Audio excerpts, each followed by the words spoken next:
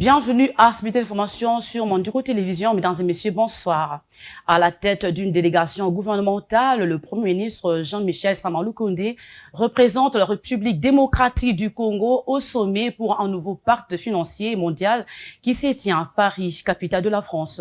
Se confiant à la presse, le ministre de la Communication et Médias, Patrick Mouyaya, a indiqué qu'il sera question de repenser le système financier mondial 80 ans après les accords de Bretton Woods et qui ont créé le FMI et la Banque mondiale. Image et commentaire.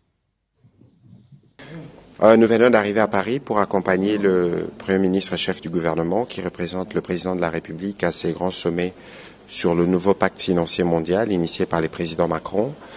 Il sera question au cours de ces travaux de repenser les systèmes financiers mondiaux 80 ans après les accords de Bretton Woods qui ont créé le FMI et la Banque mondiale, mais il faut aussi regarder comment l'humanité répond à des impératifs, notamment climatiques. Vous savez que la République démocratique du Congo est un pays solution et par rapport à tous ces sujets, il y a des avis que la République démocratique du Congo compte émettre. C'est pour ça qu'il y a cette délégation qui vient d'arriver sur Paris pour prendre part à ces travaux.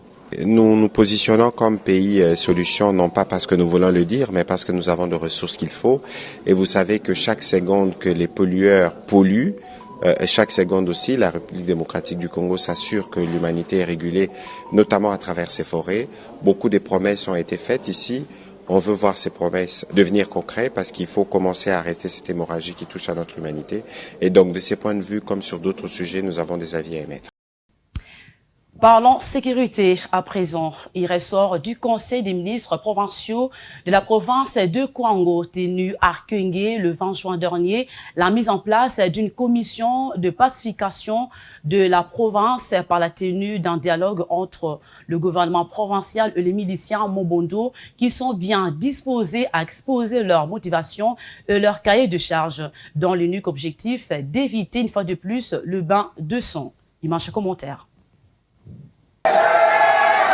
On tend vers un dialogue entre le gouvernement provincial du Kwango et les miliciens Mobondo. La mise en place d'une commission de pacification a été décidée lors de la réunion du Conseil provincial de ministres. La réunion s'est tenue mardi dans la ville de Kenge. Le porte-parole du gouvernement provincial du Kwango, qui rapporte la nouvelle, précise que cette option a été levée pour éviter un nouveau bain de sang. Maître Adelan Kissi ajoute qu'il y a actuellement un peu plus de contact entre les deux parties. Il faut noter que la présence de miliciens est bien signalée et ceux-ci sont bien disposés à dialoguer, bien sûr, avec les institutions de la République pour exposer leurs motivations et leur cahier de charges. Nous pensons en tant qu'exécutif que cette option est salutaire à partir du moment où ça peut éviter une fois de plus de bain de sang. Il a été décidé au Conseil des ministres la mise en place d'une commission avec la société civile, l'Assemblée provinciale qui feront partie de la commission pour commencer de manière officielle. Au sujet du passage des opérations militaires à la commission, Maître Adelan Kissi indique que la deuxième option a été adoptée faute de résultats de la première. Il vous souviendra que les opérations militaires ont commencé à Kwamut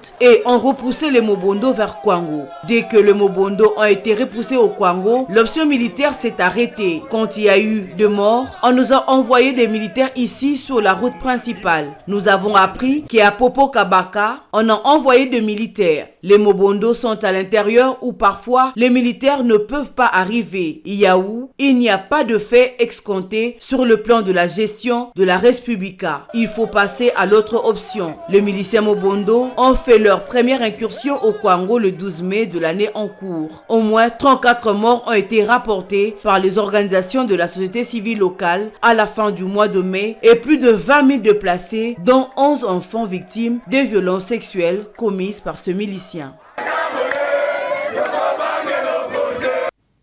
Encore sécurité, la question sécuritaire en la province de l'Ituri reste une préoccupation et une priorité pour l'élu de cette province, l'honorable député national Gratien Irachan, qui a fait savoir à la presse son avis sur les exigences du rétablissement de la paix et sur l'état de siège qu'il estime inutile tant que la communauté internationale ne va pas s'impliquer dans la résolution de la sécurité. Suivez ses propos.